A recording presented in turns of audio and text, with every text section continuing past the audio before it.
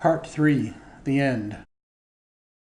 If you don't tell your story, somebody else will, whether that's through state assessments or interim assessments. Other information about student performance is going to be told. This last part we're going to focus on grades and state assessments.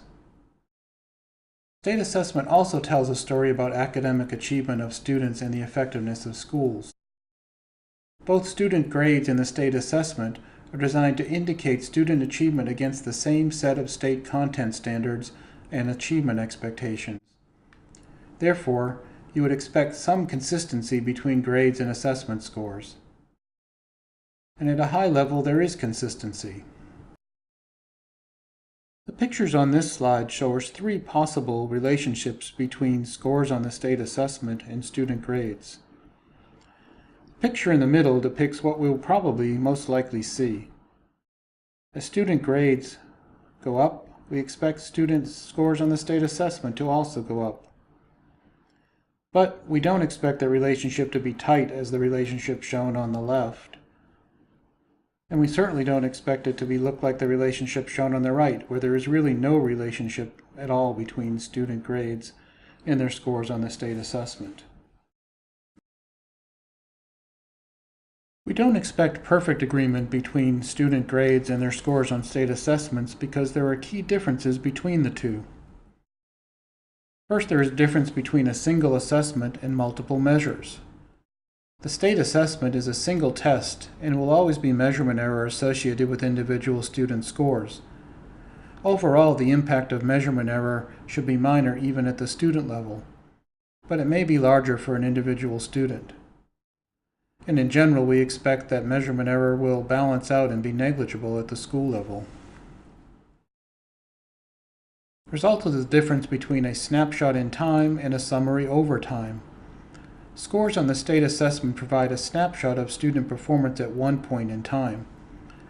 To the extent that grades are combined across marking periods, they provide a summary or an average of performance throughout the year, as opposed to the state assessment, which provides an indication of student performance at that one point in time when the assessment was administered. And finally, there's a difference between on-demand performance versus extended performance. Although both the state assessment and student grades are aligned to state standards and achievement expectations, classroom instruction, and therefore student grades, should be able to access aspects of the state standards that cannot be measured on an on-demand state assessment. These include class projects that require an extended period of time, use of the full writing process, including peer review, revision, and so forth. Things that just simply can't be done on an on-demand assessment. So when communicating information about student grades and their scores on the state assessment, it's important that you understand what you expect that relationship to be. And then how do you communicate those expectations to key audiences? Do you describe how the results complement each other and how each are used at the student and school level? Do you know that some audiences value or favor one over the other? Are there differences among the audience in what they value? And how does that impact how you communicate with each of those audiences?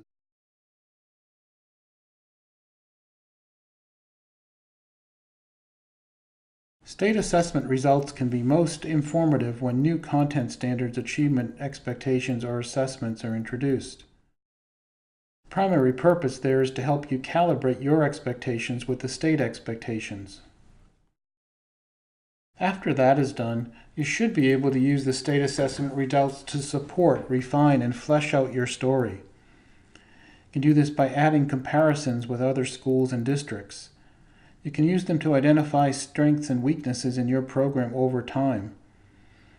You can use them to ensure that your program doesn't start to drift away from the expectations in the state content standards and expectations over time. In summary, I want to close with two quotes by Thomas Guskey. Effective grading and reporting are more a challenge in effective communication than simply quantifying and documenting student achievement. The most important communication in this process is between educators and families. As communicators, it is our responsibility to make sure that our message is clear and comprehensible to those for whom it is intended. That is our story of grades. Activity 4, Comparing Expectations. In this activity, we will examine the relationship among student grades, achievement standards, and state assessment scores.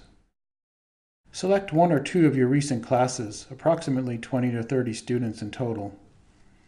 Make a list with 4 columns. In the first column, list the student names. Next, review the state's achievement level descriptions for your grade and content area. In the second column, indicate which achievement level best describes each student's performance based on your knowledge of the student.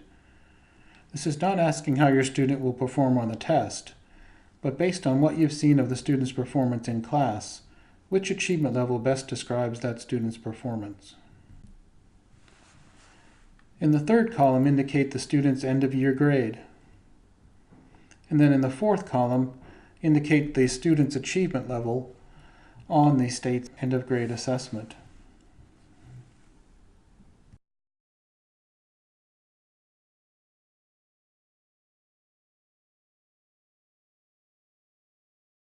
When your list is complete, look at the overall relationships among the columns. Is there generally agreement among the 3 descriptions of student performance?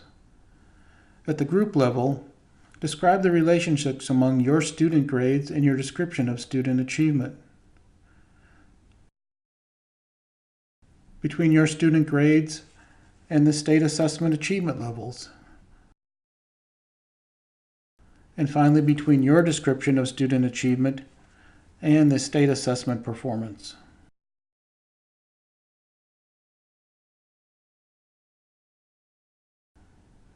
For individual students, are there any major differences among the 3 columns? If so, can you explain those differences?